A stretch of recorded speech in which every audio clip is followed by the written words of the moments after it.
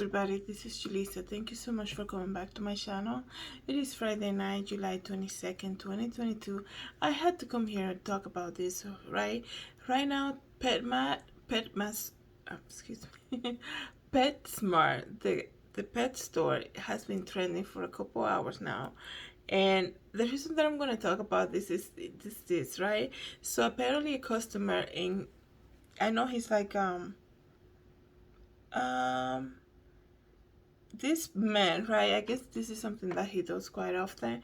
He goes to stores and like start asking employees questions and things like that. But this time he went to a PetSmart store, right? This is all being there's a video out there, so I suggest you go and find it.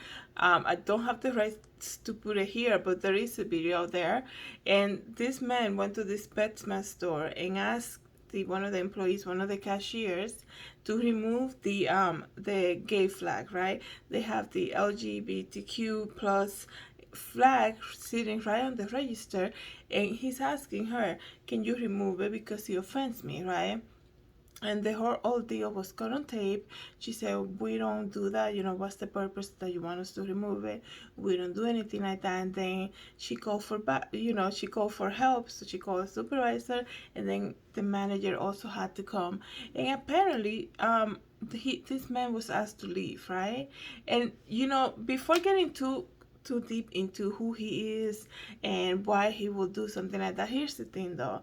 The main point, that's the reason why I'm making this video, right? We as Christ believing people, right, we are not allowed to talk about God because he offends people, right? And I'm saying, maybe you can say, well, I'm allowed to speak about God. That's not the point. But there are certain places that for a fact, right? That if you start having a conversation about accepting Jesus and what happens after you die, you might perhaps might get in trouble. This could be a lunch break room, right? This could be an office that you visit, or like at the doctor's office and you're talking to the receptionist.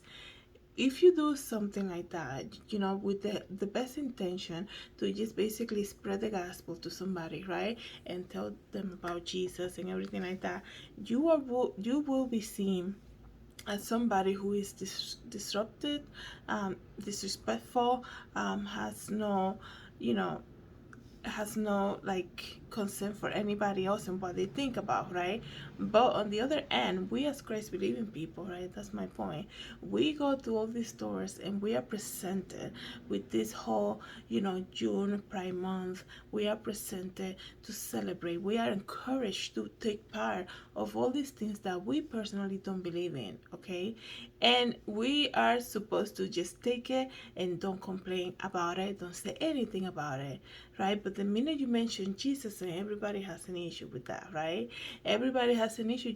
Your rights are absolutely out of the window, okay? Because they say to you, they say we want to be inclusive for everybody, right? This is what they're telling this man. They want to say to him, we want to be inclusive to this community, the LGBTQ plus. We want to make them feel welcome. Then what are you doing to the people who believe in Christ, who perhaps might feel offended, right? So it's like, it's so shocking, this whole message about we want to welcome everybody, but you're also you're not, right? And here's the thing, my point, like, would I go to a store and say something like that? Probably not. I think that this is supposed to happen. This is the world we're living right now. It is the last days that we're living in. Everything is being accepted, okay? People, they they get offended if you wear a t-shirt that says Jesus, right? But if you ask somebody, hey, can you move all this Pride Month flag off the break room because I don't believe in any of that, then you are calling to the HR office. You are the problem, right? But if you wear a t-shirt that says Jesus, then you're causing some type of, stop imposing that into people. This is the world we're living in right now. And like I said, before getting too deep into who this man is and what he does for a living, I'm not sure exactly, but I know this is not his first time that he's done this. This is how ironic this whole situation is, right? Because the minute you mention Jesus, there's a problem. But if you ask for them to remove the gay flag or something because you don't believe in it, then you are indeed the problem and you are asked to leave. Okay? But they want to be inclusive. It's so insane, right? So crazy. Anyways, guys, let me know what you guys think about this. I feel like we're getting to that point that it's about to get real in this type of scenarios. um Here's the thing though, before anybody gets this video confused, I don't, like, I welcome anybody. Who am I to, like, say, I don't want to sit next to that person, I don't want to sit next to the other, right? I actually will be it would be very sad for me to discriminate people based on anything. Discrimination, it doesn't come from God, right?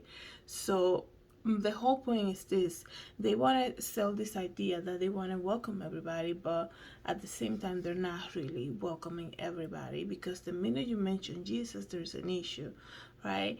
And I feel like these days, right, just talking briefly about the Ricky Martin situation that happened this week, this is how insane life is, right? uh, it's not insane, it's just that people are just believing lies up and down. Here's the thing with the whole Ricky Martin situation.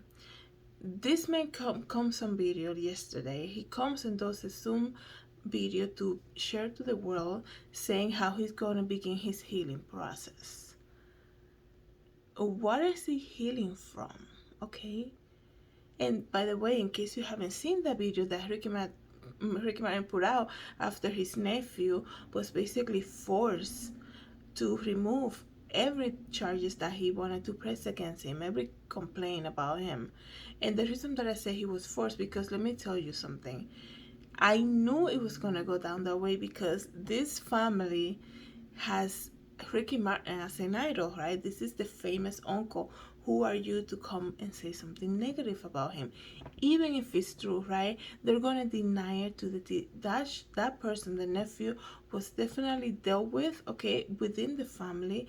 Yes, I do believe that at some point Ricky Martin came from Menudo, right? This is the band that your parents as a child hand you over to them and say, do whatever that man tells you to do. And these men are going away, far away in different countries with these young boys, okay, to perform at big places, having careers like adults, even though they're basically a child, far away from home, okay?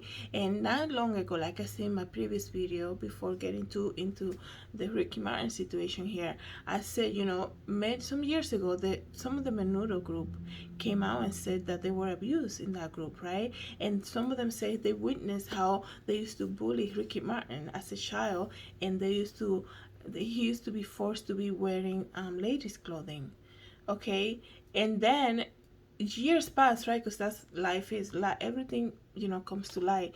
And then now, out of the blue, out of the complete blue, this nephew of Ricky Martin, who loved his uncle probably his entire life, and who but knows who his uncle is, how famous he is, how probably idolized Ricky Martin is within the family, right? Because if they were idolizing him, who in the family can say anything negative about him, right? He is the one with the money. He is the famous uncle who the world likes, right? And that happens a lot with famous people, right? They're being applauded, and they feel like they can do anything they want because they know they have the love of the fans, right? Because let me tell you something, some fans believe, I said this about this, I'm not getting myself confused, but all I'm trying to say is this: when society and the music industry make you love a singer, you know beyond being a fan, people say, oh no, just a fan, but you completely refuse to look at this person thinking that they could do anything wrong. You already idolizing that person, okay?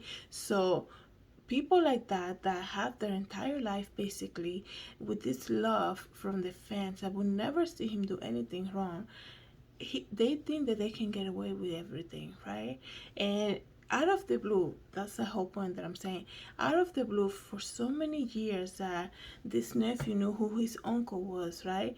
Out of the blue, out of anger, he randomly comes up with this story about his uncle, right? And now he created all of that, so much so that he took it a step further. He didn't just come out and be like, I'm so angry about my uncle right now, I'm just gonna go, he's famous, so I'm just gonna go and call the biggest chisme television news person in Puerto Rico right now. I'm gonna say, I want to be live on television, tell you something that happened to my uncle.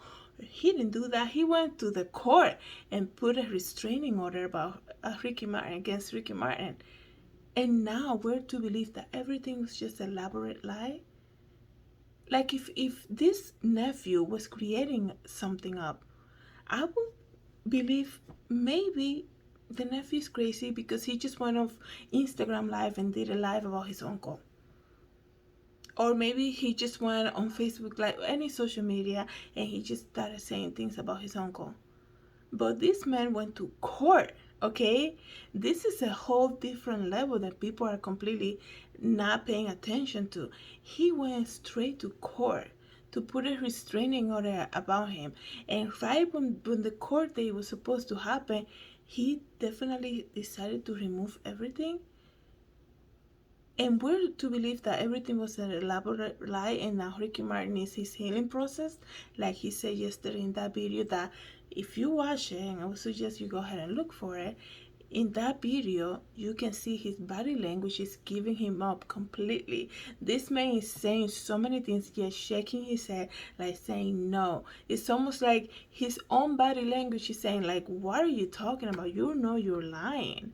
Okay? And I have to be careful about judging all of that, of course, like we all do. All I'm saying is that everything comes up flow, right? Everything comes to light. What is done in the dark will come to light. Ricky Martin, you need to look at his beginning. This child was handed over to the Menudo managers, okay, when he was very young. Look at the Menudo videos here on YouTube when they were performing, right? Ricky Martin was the youngest of them all, and he was basically, handed out like that. And the reason that I say that, like I said in my previous Ricky Martin video, is that when children are abused, right, when they're in a young age, which is, it happens so often, and it's just so insane, so sad, and so destructive that this happened to human beings, right? And if they don't go to therapy, they don't recover from that, okay? And because of the fame and everything, they don't want to say anything, and everything's basically put on the rug. There's if there's no healing there. And speaking of healing, because that's what he was talking about, it seems to like it's gonna repeat itself. That's my whole point. And the thing with Ricky Martin and his nephew, it's just so crazy to me. His nephew didn't just wake up one day and randomly started posting negative thing about Ricky Martin. He went to court. That's a serious stuff. And this man is gonna come on national TV. I mean, he's gonna come to the world, right? He's very famous, and he's gonna say, I need this. I'm gonna start my healing process. What type of healing is Ricky Martin really talking about here? So it's just, I know time will tell, but I think there's something else more here that you really have to deep. Because here's the thing, though. If the nephew really was lying, right?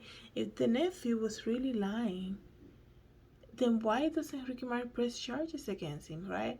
Because the minute Ricky Martin say, I'm going to press charges against my nephew because he's lying about all these accusations, there's going to be an investigation that perhaps is going to open a bigger thing. It's going to actually see things for what they are. And Ricky Martin doesn't want to do that, right? He doesn't want to do that. Everything comes to light, everybody. Thank you so much for coming back to my channel. Have a good night. God bless.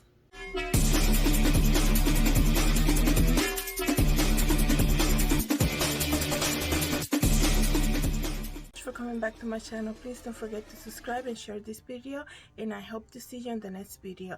Have a great day, everybody. God bless. Hi everybody, this is Julissa. I'm here to invite you to my podcast, JulissaDesigns, and it can be found on Anchor, Apple Podcasts, and Spotify. You can join me every day as I make episodes of the latest news, real life stories, and I also share my favorite Bible verse. Hope to see you then. God bless.